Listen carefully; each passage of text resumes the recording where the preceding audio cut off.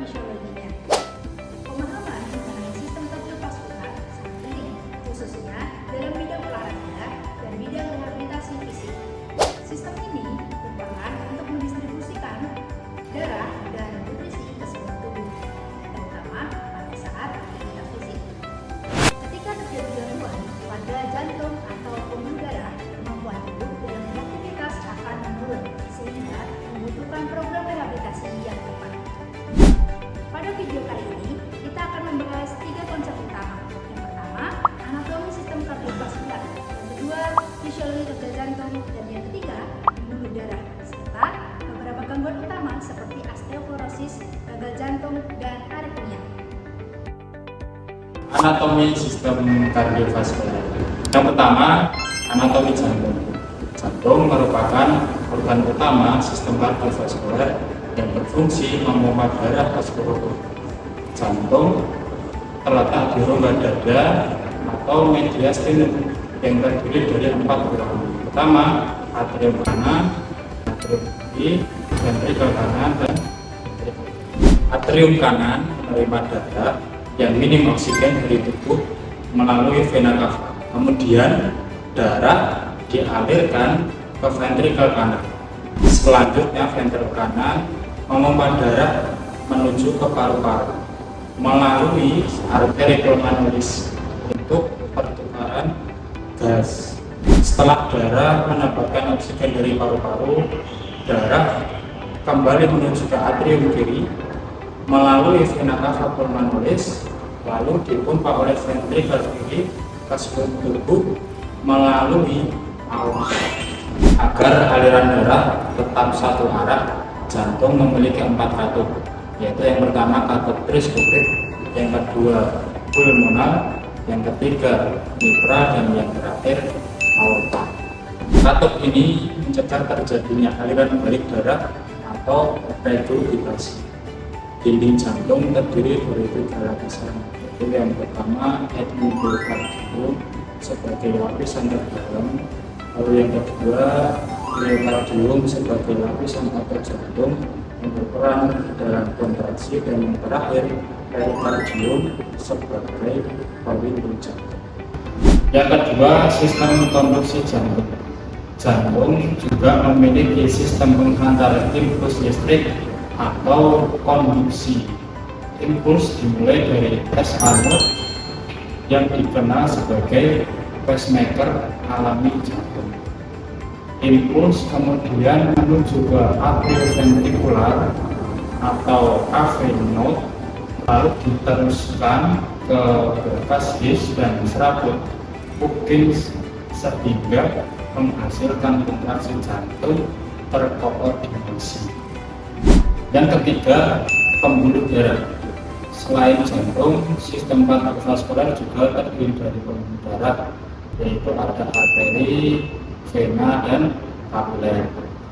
Arteri merupakan pembuluh darah yang membawa darah keluar dari jantung dengan tekanan yang tinggi. Dinding arteri memiliki 3 lapisan atau tunika, yaitu yang pertama tunika intima, yang kedua tunika media, dan yang ketiga tunika adventitial. Struktur ini membuat arteri lebih tebal dan elastis sehingga mampu menahan tekanan darah tinggi.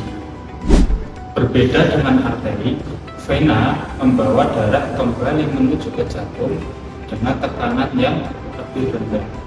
Oleh karena itu, vena memiliki katup satu arah yang berfungsi sebagai mencegah darah mengalir kembali akibat pengaruh gravitasi. Selain itu, vena juga berfungsi sebagai reservoir darah karena sebagai besar volume darah tubuh tersimpan di vena. Selanjutnya, yang ketiga, terdapat kapiler, yaitu pembuluh darah terkecil yang menjadi tempat pertukaran oksigen, karbon dioksida, nutrisi, dan zat sisa metabolisme antara darah dan jaringan tubuh.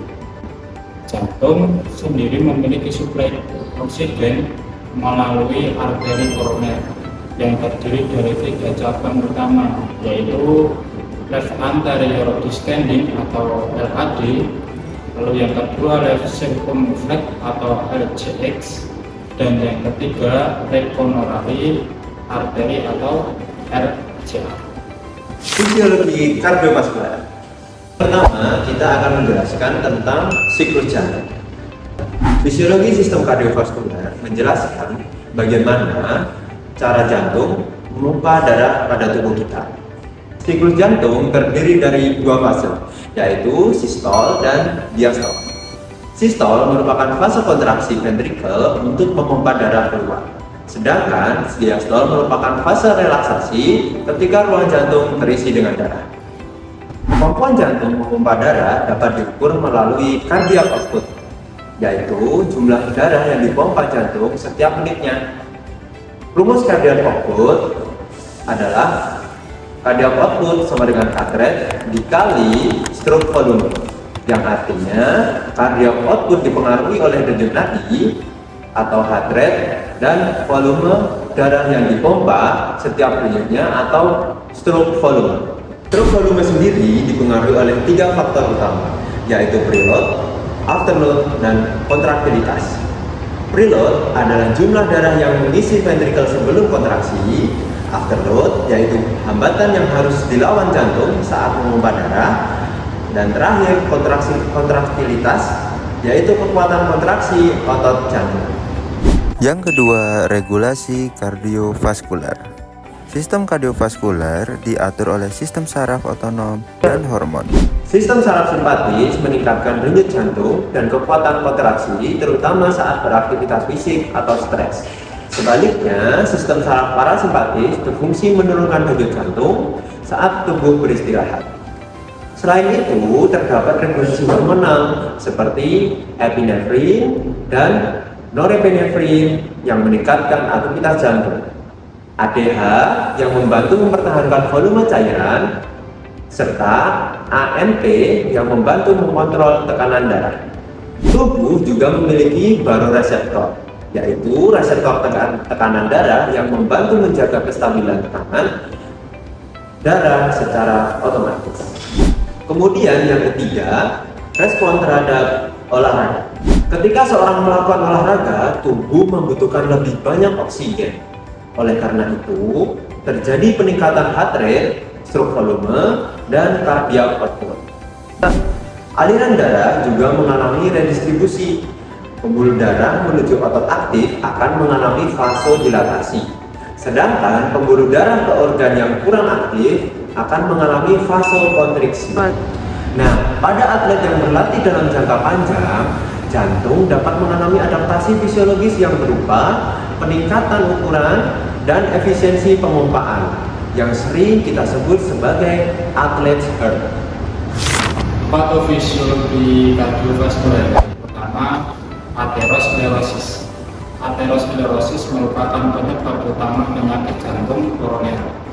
Proses ini dimulai dari kerusakan endodel pembuluh darah yang kemudian menyebabkan penumpukan lemak atau lipid. Waktu ini menyempit pembuluh darah atau disebut stenosis, sehingga aliran darah ini menjadi terganggu. Faktor resiko aterosklerosis meliputi hipertensi, dislipidemia, diabetes mellitus, merokok, obesitas, dan kurang aktivitas fisik. Rehabilitasi jantung dan fisik bertujuan untuk meningkatkan kapasitas kardiorespirasi dan mengontrol faktor resiko tersebut. Yang kedua, ada gagal jantung atau heart failure. Gagal jantung terjadi ketika jantung tidak mampu memompa darah secara efektif sesuai dengan kebutuhan tubuh.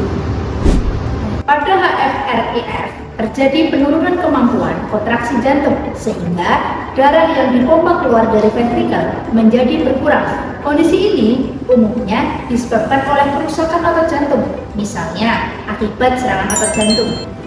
Sedangkan pada HFpEF, kemampuan kontraksi jantung relatif masih baik, namun ventrikel menjadi lebih kaku sehingga proses pengisian darah saat diastol terganggu.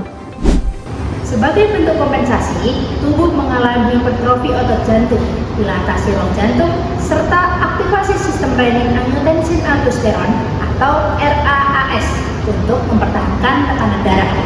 Namun, dalam jangka panjang, kompensasi ini justru memperburuk kondisi pasien. Manifestasi klinis yang sering ditemukan antara lain sesak nafas atau dyspnea, edema pada tungkai, mudah lelah, serta penurunan toleransi aktivitas. Dalam rehabilitasi kardiovaskular, pasien gagal jantung memerlukan latihan fisik bertahap dengan pemantauan denyut jantung, tekanan darah, dan toleransi aktivitas agar latihan tetap aman. Kemudian yang ketiga, aritmia. Selain gangguan sistem jantung, terdapat juga gangguan sistem kelistrikan jantung yang disebut aritmia. Aritmia adalah kondisi ketika irama jantung menjadi terlalu sangat cepat, terlalu lambat, atau tidak terlalu teratur akibat gangguan pada sistem konduksi listrik jantung. Contohnya adalah atrial fibrilasi, yaitu irama jantung tidak beratur yang berasal dari atrium. Dan ada lagi, salah satunya takikardia ventrikel, yaitu irama jantung cepat abnormal yang berasal dari ventrikel. Kondisi ini berbahaya karena dapat mengurangi kemampuan jantung memompa darah secara efektif dan beresiko berkembang menjadi henti jantung. Aritmia memiliki hubungan erat dengan toleransi olahraga. Irama jantung yang tidak stabil dapat menyebabkan cepat lelah, pusing, sesak nafas, dan meningkatkan resiko komplikasi saat aktivitas fisik. Oleh karena itu, sebelum menjalani program rehabilitasi jantung, pasien dengan riwayat aritmia memerlukan evaluasi kondisi jantung yang menentukan intensitas latihan yang aman, yang sesuai dengan kapasitas fungsional pasien. Nah, dengan memahami aterosklerosis, gagal jantung, dan aritmia, kita dapat melihat bagaimana gangguan sistem kardiovaskular mempengaruhi kemampuan tubuh dalam beraktivitas, serta mengapa rehabilitasi jantung menjadi bagian yang sangat penting dalam proses pemulihan pasien. Sebagai penutup, dapat disimpulkan bahwa anatomi, fisiologi, dan patofisiologi sistem kardiovaskular memiliki keterkaitan yang sangat erat. Dari sisi anatomi, kita telah memahami bahwa sistem kardiovaskular terdiri dari jantung, pembuluh darah, serta sistem konduksi. Kemudian, dari aspek fisiologi, jantung berfungsi memompa darah secara teratur melalui mekanisme siklus jantung, regulasi saraf, dan hormonal, serta mampu beradaptasi terhadap peningkatan kebutuhan tubuh saat aktivitas fisik atau olahraga. Namun, ketika terjadi gangguan atau patofisiologi seperti aterosklerosis, gagal jantung maupun aritmia, fungsi hormon sistem kardiovaskular menjadi terganggu sehingga mempengaruhi kapasitas aktivitas dan kualitas hidup pasien. Karena itu, pemahaman mengenai hubungan antara anatomi, fisiologi, dan patofisiologi sistem kardiovaskular menjadi landasan penting dalam menyusun program rehabilitasi jantung.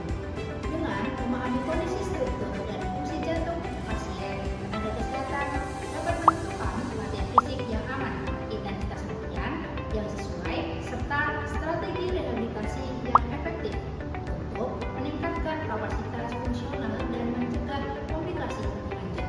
Demikian materi mengenai anatomi, fisiologi, dan patofisiologi sistem kardiovaskular sebagai dasar rehabilitasi jantung. Terima kasih atas perhatian teman-teman. Semoga materi ini